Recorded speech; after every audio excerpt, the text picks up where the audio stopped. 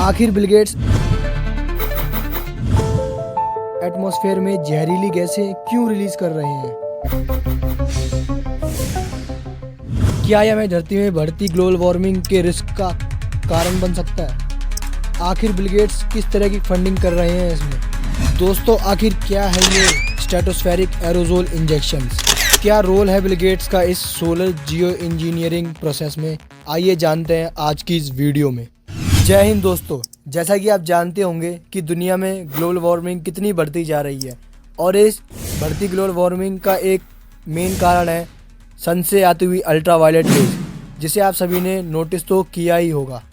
और हम सभी की तरह मिकाइल बुडिकोइस ने भी इसे 1974 में नोटिस किया और उन्होंने स्ट्रेटोस्फेरिक सल्फेट एरोजोल्स मैनेजमेंट का कॉन्सेप्ट इन्वेंट किया कि अगर फ्यूचर में ग्लोबल वार्मिंग बढ़ती है या फिर प्रेशरिंग इशू क्रिएट होता है तो वे इसका यूज़ कर सकते हैं। लेकिन ये स्ट्रेटोस्फेरिक एरोजोल इंजेक्शन है क्या? तो दोस्तों, ये सोलर जियो इंजीनियरिंग प्रोसेस है जिसमें ग्लोबल वार्मिंग को कम किया जा सकता है। Oh my God! यानी कि ये एक सोलर रेडिएशन मॉडिफिकेशन है।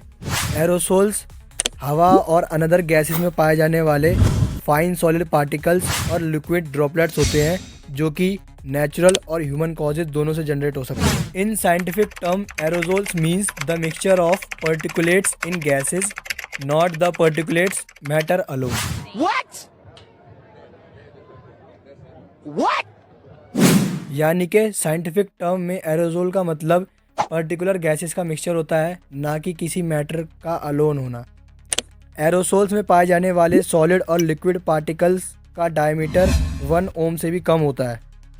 दोस्तों, एरोसोल्स के इंजेक्शन में यूज़ किए जाने वाले मटेरियल में से सल्फ़र के भी कई फॉर्म्स यूज़ किए जाते हैं। कुछ प्रीकर्सर गैसेस जैसे कि सल्फ़र डाइऑक्साइड और हाइड्रोजन सल्फाइड। दोस्तों, अगर अब हम बात करें process of delivering aerosols injection, तो उसमें नीडेड एटमॉस्फेयर का एल्टीट्यूड स्ट्रेटोस्फेयर तक होना चाहिए और जो कि ट्रोपोपॉज भी हो सकता है। दोस्तों, इन एरोजोल्स इंजेक्शन को पोल्स में लगभग 11 किलोमीटर पर यूज़ किया जा सकता है, यानी 36,000 फीट पर, और वहीं इक्वेटर पे इन्हें 17 किलोमीटर की हाइट पे यूज़ किया जा सकता है, यानी कि 58,000 फीट।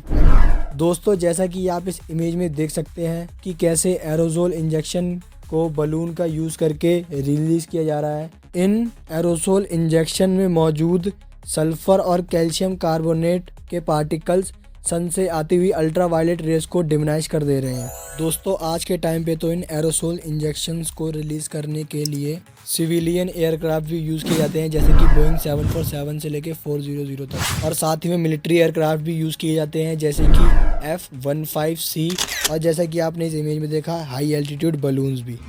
2009 में एक रशियन टीम ने एरोसोल को लोअर ट्रोपोस्फेयर में हेलीकॉप्टर की मदद से टेस्ट किया, और 2015 में भी डेविड कीथ और गेरनॉट वैगनर ने एक फील्ड एक्सपेरिमेंट करके इसकी पोटेंशियल डिस्क्राइब करी, जिसे बाद में लोग स्ट्रेटोस्फेरिक कंट्रोल पर्टर्बेशन एक्सपेरिमेंट के नाम से जानने लगे, जिसे SCOPX के नाम से भी जाना जाता है, जिसमें स्ट्रेटोस्फेरिक कैल्शियम इंजेक्शंस को यूज़ किया जाता है। और फिर बाद में दोस्तों SCOPX को बिल गेट्स और सर डेविड किंग, जो कि फॉर्मर चीफ साइंटिफिक एडवाइज़र थे UK गवर्नमेंट के, उनके द्वारा फंडेड किया गया, जिनमें उनका प्लान था सन की रेस को कैल्शियम कार्बोनेट की मदद से डिम करना, लेकिन उसके कुछ साथ ही में डिजास्टर इफेक्ट भी थे। दोस्तों, अब हम बात करें कि बिल गेट्स ने क्या नहीं किया है, तो वो है कि बिल गेट्स किसी भी तरह की ग्लोबल स्प्रिंग प्रोग्राम नहीं किया, और वो किसी भी तरह की सीक्रेट एटमॉस्फेरिक कंट्रोल प्रोजेक्ट का हिस्सा नहीं थे, और ना ही उन्होंने साथ में किसी भी तरह का जियो इंजीनियरिंग डिप्लॉयमेंट किया। According to the report of Wikipedia, अगर हम 2020 से ईयर 2100 तक स्ट्रेटोस्फेरिक एरोजोल इंजेक्शंस की कॉस्ट पता करते हैं, तो वो सभी क्लाइमेट इंटरवेंशन और सॉल्यूशंस में बहुत ही कम होगी, जो कि लगभग 18 बिलियन है।